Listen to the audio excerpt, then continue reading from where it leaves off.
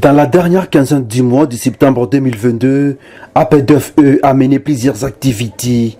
Tout a commencé par un culte écuménique célébré à l'intention de la population de la ville de Chikapa le vendredi 23 septembre 2022 de 9h à 12h à l'église El Shaddai. Dans le cadre de la consolidation de la paix au Kasaï, avec l'appui technique et financier de l'ONU Femmes à travers les fonds des Nations Unies pour la consolidation de la paix, PBF.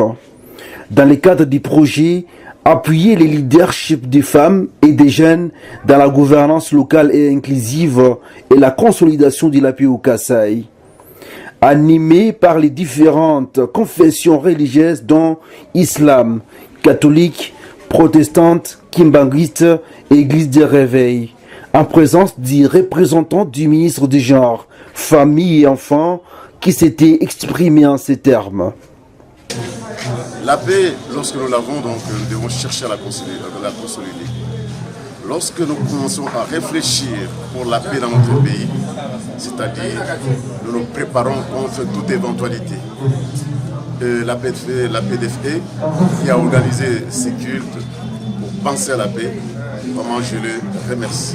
Du 27 au 28 septembre 2022, après la présentation des civilités au gouverneur de province, à son cabinet de travail, par toute la délégation, s'est tenu un atelier d'évaluation de l'atteinte des résultats des projets Gouvernance inclusive au Kasaï, GIC en sigle, dans la salle Megamart, par la délégation composée de la coordonnatrice du projet GIC, Madame Charlotte du BSN UDH, du représentant du bureau de l'ONU Femmes pour les Kasaï, du coordonnateur de l'APDFE ONGD, des experts en paix et sécurité des ministères nationaux de la jeunesse et du genre, et du ministre provincial du genre, famille et enfants.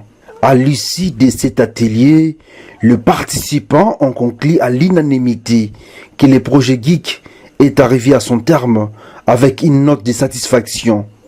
Du côté de l'ONU Femmes et de son partenaire de mise en œuvre, APDFE, le niveau d'avancement a atteint les 95% des résultats attendus, car les impacts du projet sont réels et palpables. Par exemple, le projet a amené l'innovation par la mise en œuvre des kiosques des ressources au bénéfice de la population du Kasaï. Nous allons remettre des kiosques de ressources au ONG afin de faciliter aux jeunes et aux femmes un espace d'information pour acquérir des connaissances, mais aussi pour utiliser de bonnes informations.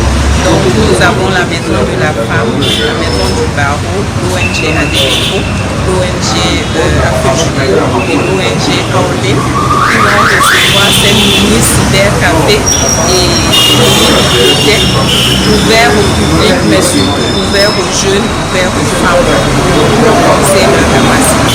Le 29 septembre 2022 est intervenue la cérémonie de remise officielle des matériels des kiosques des ressources aux 5 bénéficiaires dont AFEJICO, ADDFO, Aoline, Maison de la Femme, Maison du Barreau, en présence du ministre provincial du genre, famille et enfants. Madame Rite Banseki est vice-coordonnatrice de la structure Aoline.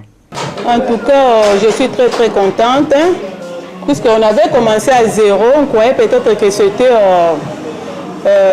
comme ça, mais Dieu merci, APDFE et ONU Femmes nous ont dotés de matériel.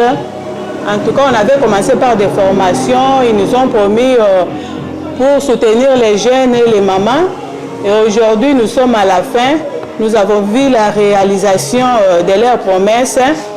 Nous avons ici de matériel de machines, nous avons des imprimantes, nous avons des chaises autres.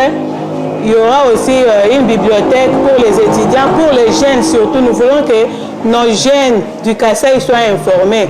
Nous sommes très contents du geste de l'ONU Femmes et de l'APDFE.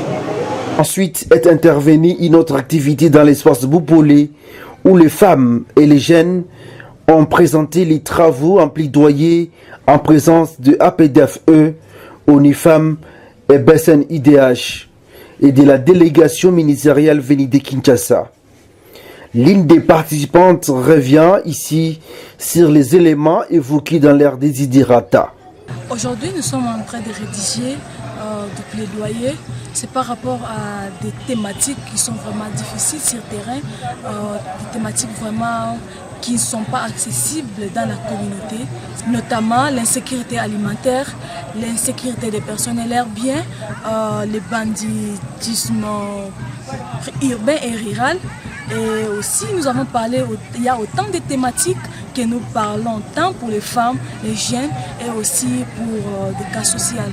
Toutes ces activités ont été menées par AP9E avec l'appui technique et financier de l'ONU Femmes à travers les fonds PBF.